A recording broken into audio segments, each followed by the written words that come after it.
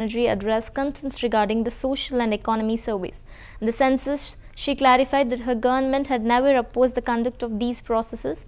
Banerjee explained that such exercises naturally require time and careful planning to ensure accuracy and fairness.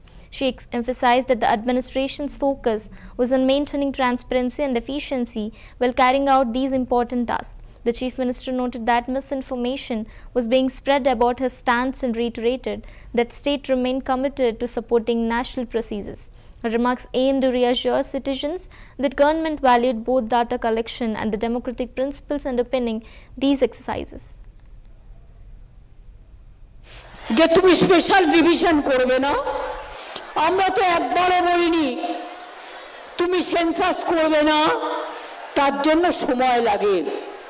ইলেকশনের সময় এত বড় ক্ষুধা, এত কিসের ক্ষুধা?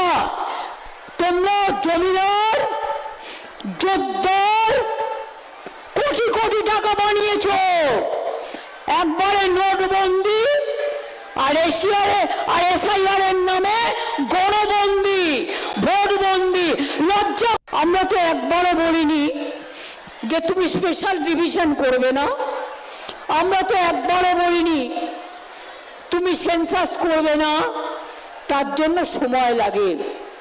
ইলেকশনের সময় এত বড় ক্ষুধা, এত কিসের ক্ষুধা? তোমরা জমিদার জোরদার কোটি কোটি টাকা বানিয়েছ,